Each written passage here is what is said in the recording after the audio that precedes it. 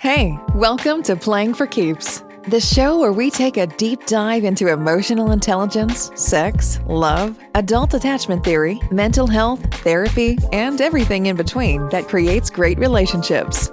Your host, DJ, is a certified life coach and emotional intelligence practitioner. She's here to be of service to all the listeners interested in love and relationship. Now, here's your host, DJ.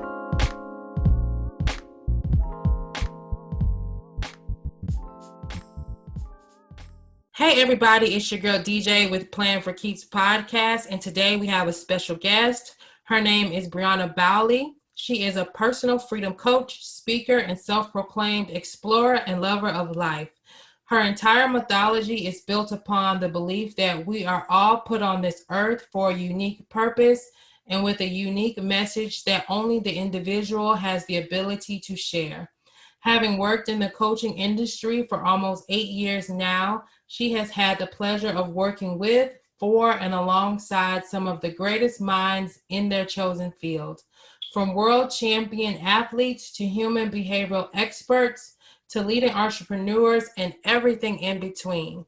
With an inspired mission to meet her own edges through all aspects of life and serve as the example to have others step into and take ownership of their infinite potential. Briana has seemingly lived many lives in her time, from athlete to performer, solo traveler, girlfriend, and entrepreneur, and continues to follow her curiosity into an ever richer adventure. So today, Briana is here to speak on maintaining your sovereignty in relationships. Hey, Briana, how are you today? I'm amazing. And yourself? I'm doing pretty good. I'm happy you were able to come on. So tell us a little bit just about you and how you got started.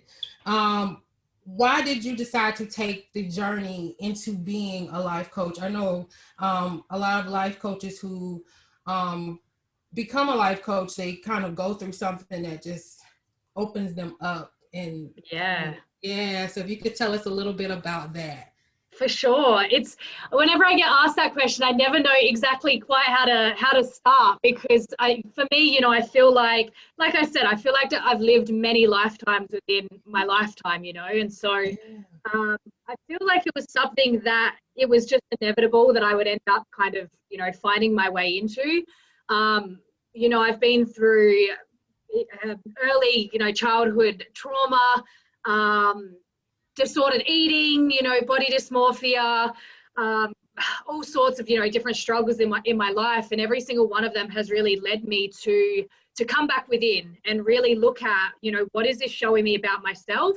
What am I gaining from this situation? And then how can I take this wisdom that I've gained as a result and go and share it with, share it with the people that I come into contact with. And so, that's what it's really been about for me, taking what I've learned and then being able to have an impact and an influence on the rest of the world through that. Got you. Okay. So was there any particular moment that kind of just opened you up to just kind of go on that journey? Like I know with me, I've gone through a lot of similar things. I'm still going through similar things, but I know for me, it was I'm not a life coach, but kind of the journey that I'm going on where I'm speaking to people, I'm trying to learn more. I went through a really bad breakup with someone, and they were actually honest with me on a lot of the things that nobody else was. So it really made me look at myself and kind of go within. What moment for you kind of just pushed you into this journey? Because like you said, you've done a lot of things. So why did you decide to become a life coach and inspire people and help people actually go within and learn that that's really what you need to do to be happy with yourself? Yeah, I think the main moment for me, so I was a personal trainer before I got into more of the coaching side of things. And I had this one particular client who, he'd had massive weight loss success. He'd lost about 50 kilos. And there was one particular day where, his next goal after having lost the weight was that he wanted to learn how to do chin-ups. And I got him on the assisted chin-up machine, which is, for those that don't know, it's basically like a machine that counteracts your weight, and you've kind of got to kneel on it and then pull yourself up from there. And I asked him to jump on the machine, and he said, oh, I don't want to. And I said, why not? And he said, well, because I'm going to break it. And, I'm too heavy, I'm going to break it. And I went, hang on, at this stage, so he dropped from 130 kilos down to 80 kilos. And so 80 kilos, he wasn't heavy, he was roughly an average size guy. So, yeah. That kind of stopped me. And I went, hang on, this guy has lost all this weight, but in his mind, he's still, overweight. Yeah. And so that made me realize how much it doesn't actually matter how much changes outside of us. If we don't change within, then nothing really changes, And so, right. I guess from there, that led me down the journey of, I competed as a fitness model, went through a similar process where I lost about 20 kilos, but in my mind still thought that I was 20 kilos heavier. And so I started to go, okay, so what's the missing link here? And from there, it was just this wild journey of really starting to study mindset and somatics and, how we relate to the world and how that affects how we see the world. Wow. Okay. Awesome. I got a similar story, but I actually gained some of my weight back, and I'm trying to understand why I keep going back to old patterns with that. Would you have an answer for that? Like somebody losing 100 pounds and then gaining some of the weight back and going back? I would ask, what is it that you gain from having, from being that little bit heavier or having that extra bit of weight? And I would also consider, I got asked this question the other day, which was, what's the main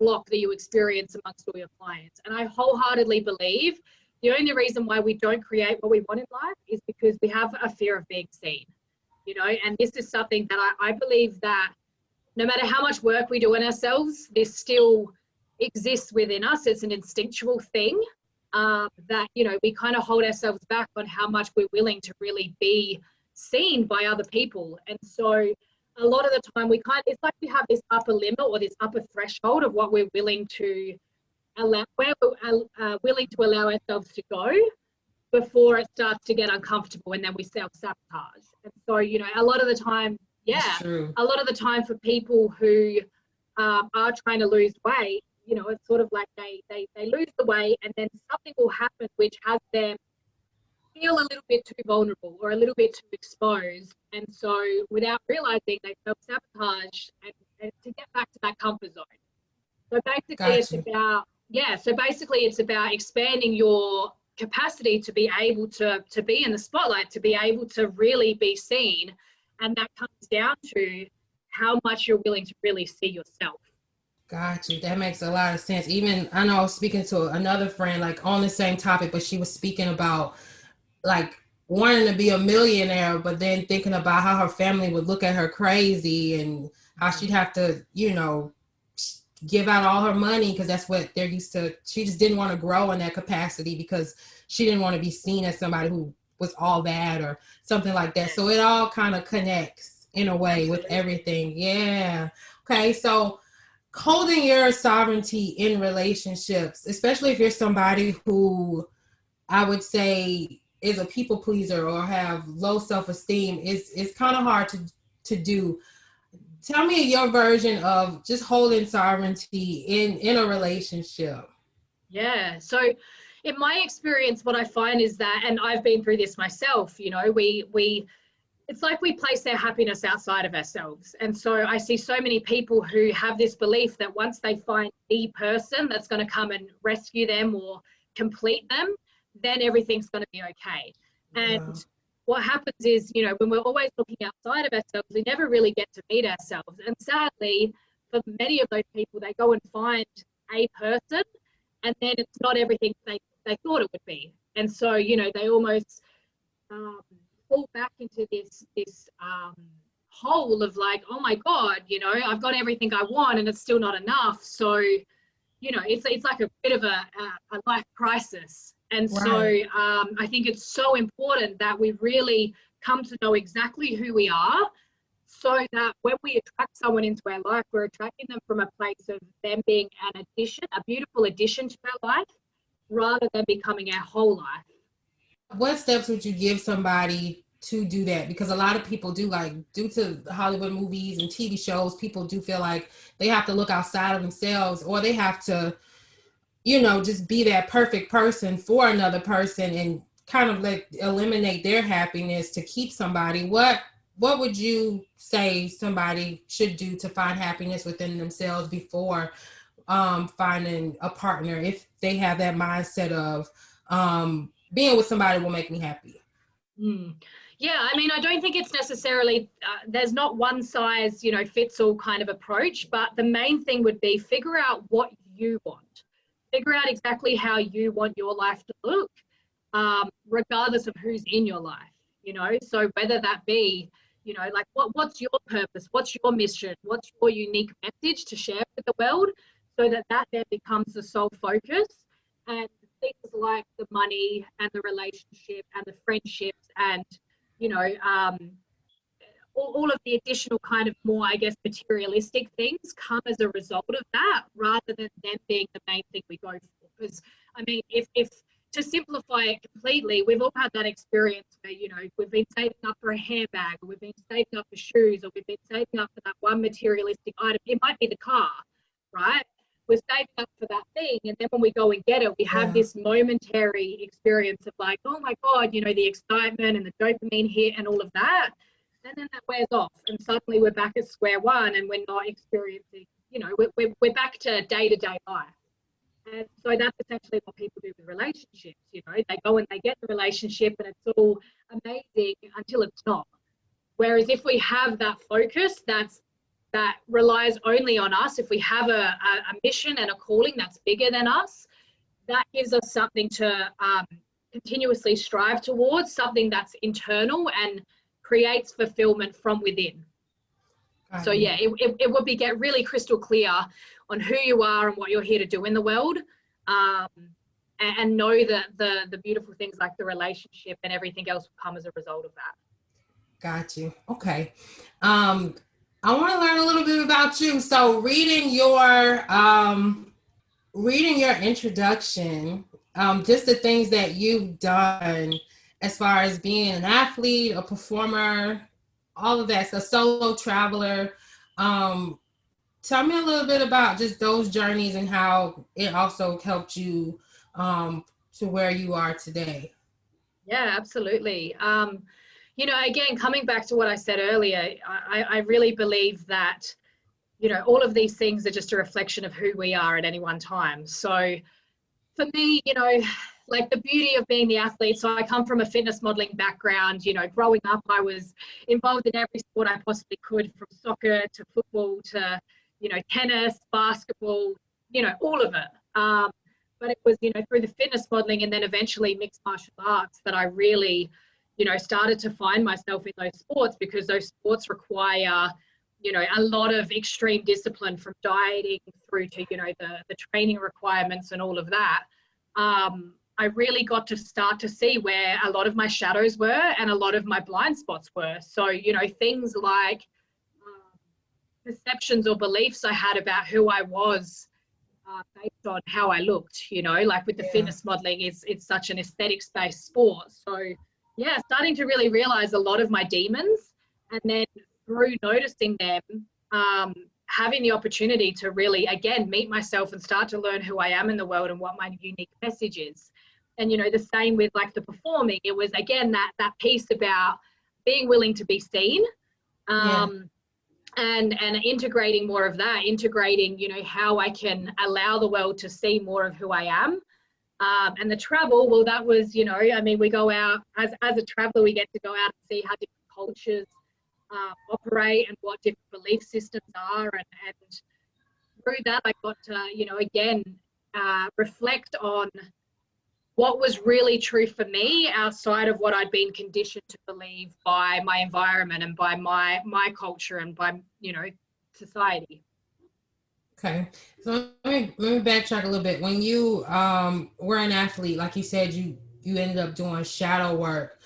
Could you go into detail a little bit about what shadow work is and how you did it for yourself? So this is just me assuming. So like you said, when you're an athlete, you have to be in tip-top shape. I'm sure your body has to look a certain way, or, you have to have that endurance. Did you have to do shadow work because like you said, you had demons? Was it because of what you had to live up to, and then how you tried to constantly live up to that standard. Do you understand what I'm asking? Yeah. I guess, I mean, it's kind of one of them things, like what came first, the chicken or the egg? You know, there's a part of me that believes that, um, there's a part of me that believes that my athletic career brought up the stuff that was already present for me. And there's also a part of me that believes that that stuff came about because of the athletic career. So, you know, I guess more than anything, particularly the fitness modeling, that really shined a light on a lot of my self-worth issues and a lot of my insecurities and a lot of my beliefs around, you know, the fact that there was a part of me that had been led to believe that I was only lovable if I looked a particular way, you know, and Gotcha. yeah, I guess it's a mixture. It's like I said, some of it came about as a result of the path I went down, but some of it was already there and it just got magnified through the path that I went down.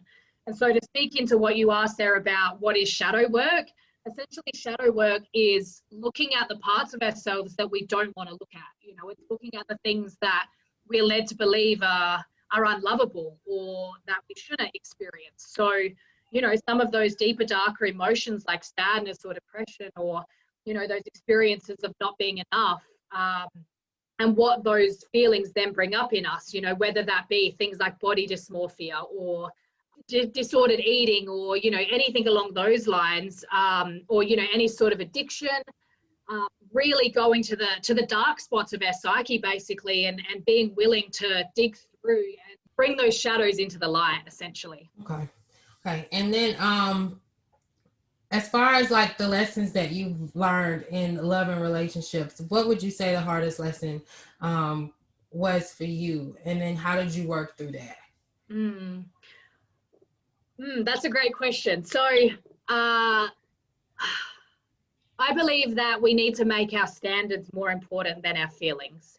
And that's something that I've had to learn over and over and over again. And I'm still learning it on new levels, because I think that often we choose someone else. We meet someone who we think is incredible and we have this connection with, and we ultimately don't want to lose. So in order to avoid losing them, we start to drop our standards. We start to allow, you know, things that we wouldn't normally allow to happen, whether that be, you know, that person doesn't call us when they say they're going to call us, or whether, you know, it be that they, you know, say something or do something which just doesn't align with what we're willing to accept. And so, you know, I've found in my past, I've allowed the fact that I feel strongly about someone to override the fact that basically they've crossed a boundary. And so, yeah, for me, the biggest lesson, and as I said, I'm still learning it on ever deeper levels, is that we have to choose ourselves. We have to allow what we want for ourselves and what our standards are, and our maybe expectations isn't quite the right word, but what we will and won't accept has to be more important than how we feel about someone else, because otherwise we slowly give away our power. And yeah, you know, choose someone else over ourselves, which that's no way to live.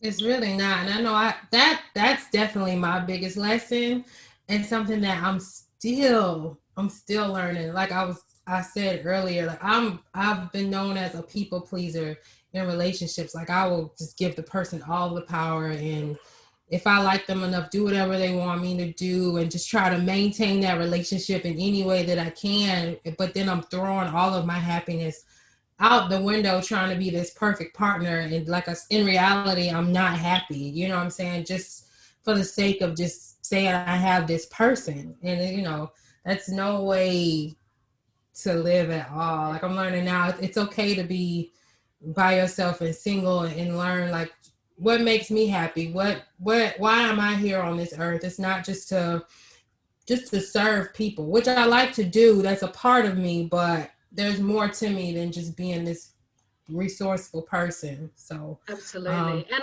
I'm a big believer that, you know, if someone's the right person for us, then, you know, us upholding our standards and creating firm boundaries will only bring them closer. It won't push them away. And so, you know, that's something that I get to remind myself consistently, that if me, you know, being clear on what I want and what my standards and boundaries are, if that's enough to push someone away, then they're not the right person for me.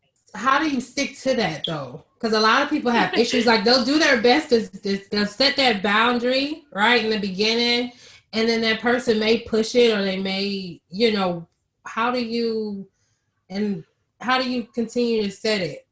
Mm-hmm. And you really like the person? Yeah, I mean, two things. First of all, clarity on what we really want, and then secondly, intention. And so it's really, when we're so clear on what we want and what it's going to take to create that, and then we can come from a place of intentionally choosing ourselves, and choosing that vision we have for ourselves. Over time, we build that muscle, and we start to be able to more and more consciously make the decision of, is this aligned with my highest vision? Is this aligned with what I would choose for me? And if it's not, then, and that's not to say like it's difficult. It's difficult choosing yourself over someone who you feel really connected to. But when you really choose yourself, there's no other option. It's true. So when you talk about clarifying and envisioning, are you speaking of manifestation? Do you, like, I know some people sit and meditate on what they picture their higher selves to be. Like, what do you do, like, as far as envisioning? Is it just you thinking on it? Like, how do you build that muscle? Yeah. That's a great question. I think part of it is, really taking the time to tap into as simple as, what do I want? What do I really want? And, start with what you know and let it grow. That's a quote that a mentor said to me. Start with what you know and let it grow. So for me, my vision started off as just that I wanted to have a positive impact on the world. And that slowly evolved into like, okay, I want to be a speaker and I want to be a coach. And and now it's as crystal clear as, I could tell you the fine details of it, because I've been through the process of slowly reevaluating and having experiences where I've gone, actually, I thought that was what I wanted, but it's not. So I get to pivot and choose something else. And okay, cool, I like that experience, but I want to tweak it just slightly. And so it's almost like a constant course correction. So it's a mixture of an internal vision, but then also as you start to externally create that vision, continuously course correcting as you figure out A, what you do want, and B, what you don't want. Okay, got you. That's awesome that you talk about, you let people know that you actually can create the vision that you want for yourself. And that's in every aspect. So that's good that you put that out there. Okay. Yeah. What projects are you working on right now? At the moment, I'm building my, it's called Voice. So it's an online program that I've been working on for the last 6 months. And I've just evolved it from, it was originally a 4-week live program. I've just shifted it to be an online platform, which is a little bit more, has a lot more back-end support, but also a lot more, ongoing group-based support, because I really believe that, we are our environment. And if we're not surrounded by people who think the same as us, then we go back to our comfort zone. So the idea of that shift is that I want to provide people with an environment that's supportive. I want to give them a community of people who are all have similar visions and all looking to create the same thing. So the intention of Voice is to really help people connect with what their unique message is, and then through understanding that unique message, start to create abundance, create income, create freedom and fulfillment through living that message. Awesome. Okay. So I like to ask like relationship questions toward the end. So I'm going to ask you a few questions. My first question is, could you think of a romantic movie that you like and a character that speaks to like how you love? Ooh, I don't know whether I can think of one off the top of my head. You put me on the spot. Gosh, to be honest, a lot of romantic movies I can't really connect with, because sadly a lot of them are almost based on like a codependency. That's true. Yeah, and so it sounds really awful. A lot of the time I watch romantic movies as a reminder of what not to do. Now, and you can pick it out now, right? Especially with what you know now. But think about maybe before your journey, do you have one in mind at all? Or it's like, no, because now I can't. Do you have any? The only one that comes to mind is How to Lose a Guy in 10 Days. Okay. Not the start of the movie, like how, you know, they come to each other's worlds, because that's a bit manipulative. But I think the transition, you know, as they start to realize that they've got a real connection, I think that was really beautiful. Okay. So I'm glad you added the part where most of the movies do have that codependency aspect. Like I love The Notebook, and I was doing a podcast with somebody else, and we were talking about attachment theory, and it was Coach Raza, that's her name. And she was like, yeah, The Notebook they talked about the main character, Noah, and how he was just anxious attachment. And she listed out all of these things on why. And I was like, oh my God, that's my favorite movie. But then I went back to rewatch it, and I'm like, oh my God, she's right. Yeah. So I get it. I get it. Okay. My second question. Name 3 places you want to travel to, 2 with a mate, and then 1 by yourself, and then why for each one. Okay. Beautiful. One place by myself would be America.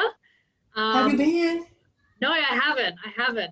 Yeah, so America on my own, reason being, I don't know. I've just felt a real call. I believe that something is going to happen when I get to America that's just going to completely blow up, you know, my business and my impact on the world.